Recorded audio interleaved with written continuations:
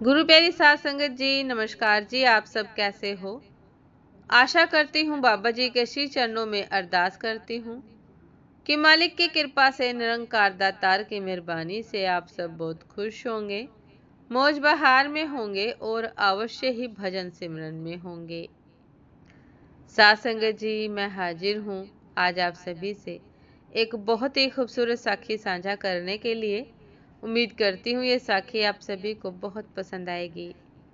तो साध संगत जी, चलिए आइए समय ना गवाते हुए साखी को आप सभी से साझा करते हैं जी। साध संगत जी, कुंभ स्नान चल रहा था। रामघाट पर भारी भीड़ लगी थी। शिव पार्वती आकाश से गुजरे। पार्वती जी ने इतनी भीड़ का कारण पूछा। आशुतोष ने कहा कि कुंभ पर्व पर स्नान करने वाले स्वर्ग जाते हैं, उसी लाभ के लिए यह स्नानार्थियों की भीड़ जमा है। पार्वती का कौतूहल तो शांत हो गया, पर नया संदेह उपज पड़ा। इतने लोग स्वर्ग कहाँ पहुंच पाते हैं नाथ? पार्वती ने अपना नया संदेह प्रकट किया और समाधान चाहा। भगवान शिव बोले कि शरीर को गीला करना एक बात है और मन की मलिनता धोने वाला स्नान ज्यादा जरूरी है। मन को धोने वाले ही स्वर्ग जाते हैं, ऐसे लोगों को ही स्वर्ग मिलता है। संदेह घटा नहीं और बढ़ गया। पार्वती बोली, ये कैसे पता चले कि किसने शरीर धोया, किसने मन संजोया? यह कार्य से जाना जाता है। शिवजी ने इस उत्तर से भी समाधान न होते देखकर प्रत्यक्ष उदाहरण से लक्ष्य समझाने का प्रयत्न किया। मार्ग में शिव कुरूप कोढ़ी बनकर पड़े रहे। पार्वती को भी बहुत सुंदर सजा दिया। दोनों बैठे थे। स्नानार्थियों की भीड़ उन्हें देखने के लिए रुकती, अनमेल स्थिति के बारे में पूछताछ करती। पार्वती जी रटाया हुआ विवरण सुनाती।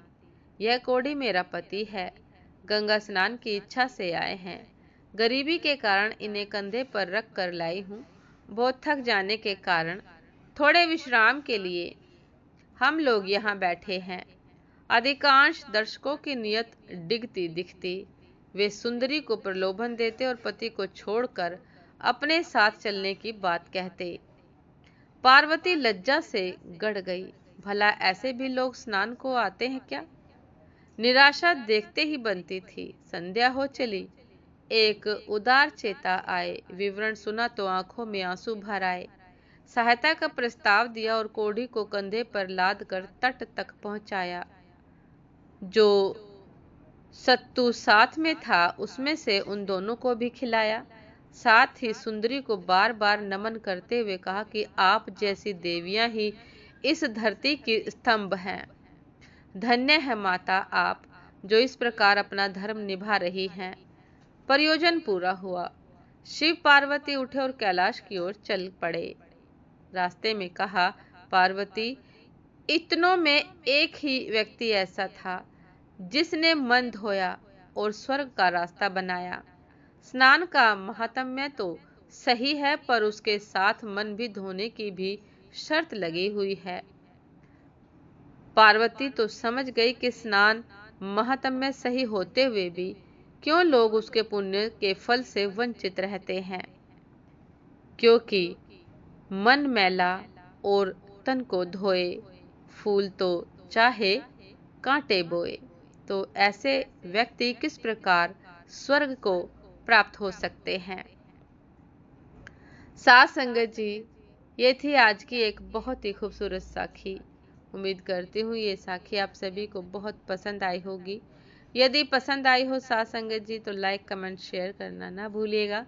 चैनल पर जो भी नए हैं कृपा करके सब्सक्राइब कर लीजिएगा, ताकि चैनल पर मिलने वाली सभी शब्द साखियों की अपडेट आप सभी को समय पर मिलती रहे। साथ संगत जी, आप हमें इंस्टाग्राम पर भी फॉलो कर सकते हैं। इंस्टाग्राम का लिंक डिस्क्रिप्शन बॉक्स में दिया गया है।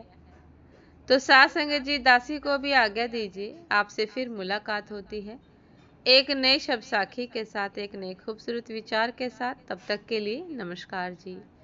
सदा खुश रहिए, मुस्कुराते रहिए, भजन सिमरन अवश्य करते रहिए। नमस्कार जी।